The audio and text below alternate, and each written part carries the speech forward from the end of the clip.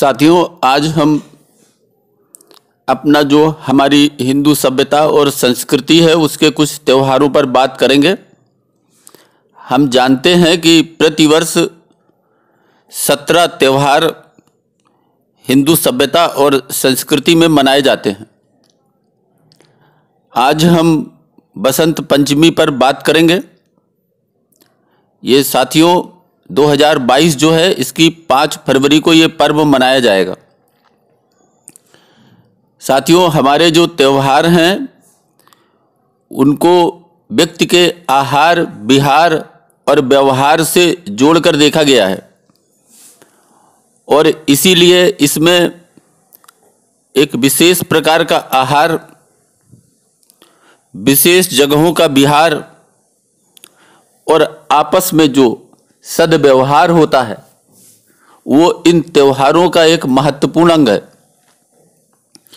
Hindu calendar की बात करें तो हिंदू कैलेंडर के अनुसार प्रत्येक वर्ष माघ मास की शुक्ल पक्ष की पंचमी को मनाए जाने वाले इस त्योहार के दिन ही कहा जाता है कि ब्रह्मांड के रचयिता ब्रह्मा जी ने सरस्वती की रचना की थी।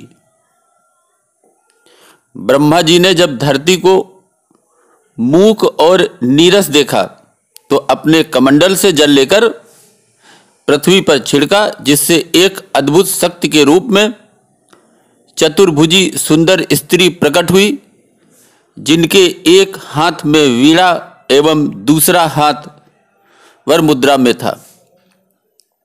यह ताकत, यह पावर ही सरस्वती कहलाई। साथियों, हमारे व्रत त्योहार ये सब अध्यात्म और एक चिंतन से जुड़े हुए हैं और चिंतन है मनुष्य का कल्याण।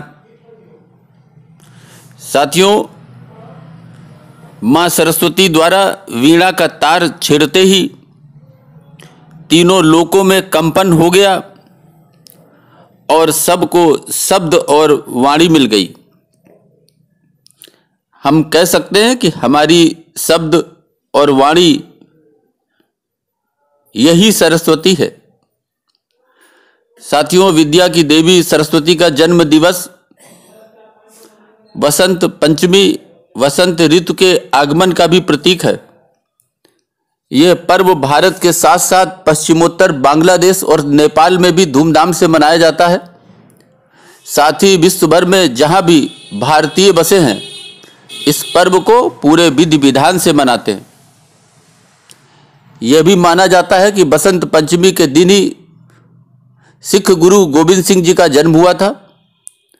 देवी भागवत में उल्लेख मिलता है कि माघ शुक्ल पक्ष की पंचमी को ही संगीत, काव्य, कला, शिल्प, रस, छंद, शब्द शक्ति जिह्वा को प्राप्त हुई थी। बसंत पंचमी के दिन विद्यालयों में भी देवी सरस्वती की आराधना की जाती है।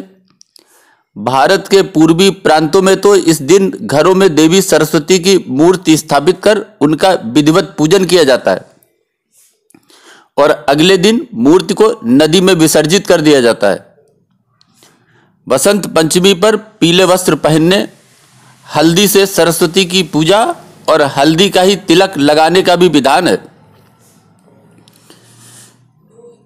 पीला रंग इस बात का द्योतक है कि फसलें पकने वाली हैं और इसके अलावा पीला रंग समृद्धि का भी सूचक कहा गया है। इस पर्व के साथ शुरू होने वाली वसंत ऋतु के दौरान फूलों पर बहार आ जाती है। खेतों में सरसों सोने की तरह चमकने लगता है।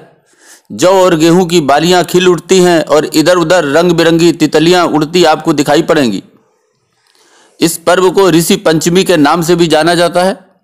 बसंत पंचमी के दिन श्रद्धालु गंगा तथा अन्य पवित्र नदियों में डुबकी लगाने के बाद मां सरस्वती की आराधना करते हैं, उनकी पूजा करते हैं। उत्तराखंड के हरिद्वार और उत्तर प्रदेश के इलाहाबाद में तो श्रद्धालुओं की अच्छी खासी भीड़ रहती है। इस दिन लाखों की संख्या में श्रद्धालु गंगा और संगम के तट पर पूजा अर्चना करने आते हैं। इसके अलावा पंजाब, हरियाणा, उत्तराखंड, अन्य राज्यों से श्रद्धालु हिमाचल प्रदेश के तातपानी में एकत्रित होते हैं और वहां सल्फर के गर्म झरनों में स्नान करते हैं।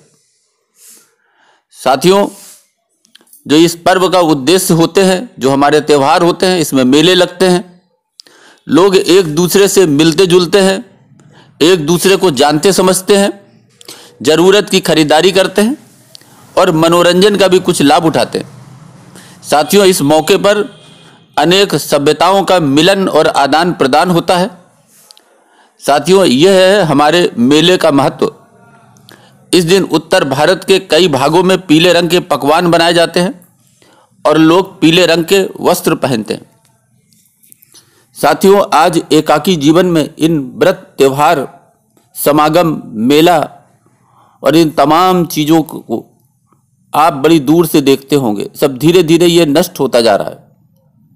तो साथियों, हम सब मिलकर अपनी पुरातन सभ्यता, संस्कृति, उसके पीछे का जो चिंतन है, उसके पीछे का जो सोच है, उस पर ध्यान दें और मिलजुल कर सारे पर्वों को मनाएं। अभी के लिए बस इतना ही। धन्यवाद।